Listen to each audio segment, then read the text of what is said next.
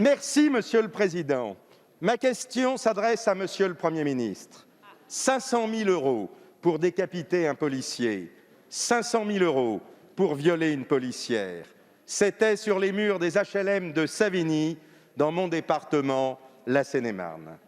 Monsieur le ministre de l'Intérieur, vous vous êtes rendu sur place, vous avez eu les mots qu'il fallait, merci. Mais les mots ne suffisent pas. La réalité, c'est la multiplication des territoires perdus de la République, des grands-mères transformées en nourrices, sous la contrainte et par la terreur, le contrôle territorial des chauffeurs. La réalité, c'est un département où il manque 200 policiers d'après les syndicats. La réalité, ce sont les dysfonctionnements de la chaîne pénale.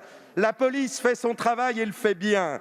Mais une fois les voyous interpellés, la culture de l'excuse et le manque de places de prison conduisent à des remises en liberté. 15 000 places promises, seulement 2 000 construites. Le grand échec du quinquennat. La réalité, ce sont les collectivités locales qui se substituent à l'État défaillant en développant des boucliers de sécurité. Alors qu'attendez-vous pour mettre en place un véritable réarmement judiciaire et policier pour lequel nous avons des propositions de loi? Anonymisation des procédures en mentionnant seulement le matricule, accessibilité en open data des décisions de justice, grand plan de l'immobilier pénitentiaire, car le problème pénal est aujourd'hui d'abord un problème immobilier. Nous sommes en présence d'un ensauvagement inédit. Surtout, n'invoquez pas le passé, cela fait 10 ans que nous ne sommes plus aux affaires. C'est le bilan de 5 ans de laxisme socialiste, c'est aussi celui de votre mandat. Soyez à la hauteur de l'injonction de Charles Péguy, que citait il y a quelques mois le ministre de l'Intérieur. L'ordre et l'ordre seul fait la liberté, le désordre fait la servitude. La parole est à Monsieur Gérald Darmanin, ministre de l'Intérieur.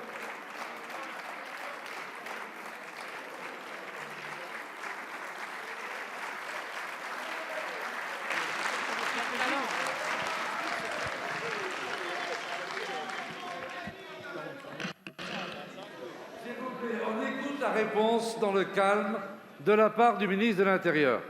Vous avez la parole, Monsieur le ministre. Merci, Monsieur le Président, Mesdames et Messieurs les députés. Monsieur le député, comme vous, et comme je crois l'immense majorité des Français, j'ai été choqué par cet écriteau dans le hall d'un immeuble d'une ville, Savigny-le-Temple, dans votre département. Je ne sais pas trop si cet écriteau était de la provocation ou une vraie menace. Ce qui est certain, c'est qu'il était inacceptable pour la République. Et à la demande du Premier ministre et du Président de la République, je m'y suis rendu dimanche matin pour rencontrer la maire de Savigny, votre collègue député qui était là, et pour rencontrer évidemment les effectifs de police pour l'assurer de mon soutien. Je suis heureux de voir, Monsieur le garde des Sceaux, qu'à la minute même où nous avons découvert cet écriteau, le parquet a ouvert une enquête et l'a confiée à la police judiciaire. Et ce que je peux vous dire, c'est que des éléments intéressants permettent, je le crois, de retrouver les personnes qui ont proféré ces menaces inacceptables. Et nous souhaitons tous qu'elles soient confondues et condamnées. Mais monsieur le député, permettez-moi de vous dire que s'il y a ce genre de réaction inacceptable, c'est parce que la police, plus que jamais, fait son travail dans tous les quartiers. Et je ne peux pas vous laisser vous dire qu'il y a des quartiers interdits pour la République.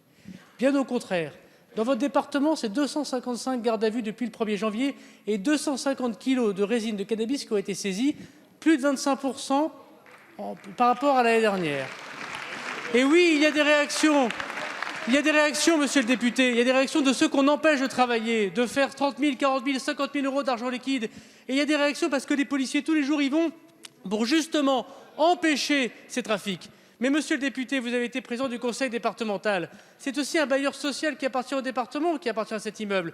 Pas de caméras de vidéoprotection, pas de rénovation urbaine. Un immeuble qui n'a pas connu de réparation depuis plus de 5 ans. Et monsieur le député, l'État fera son travail quand les élus locaux le feront aussi.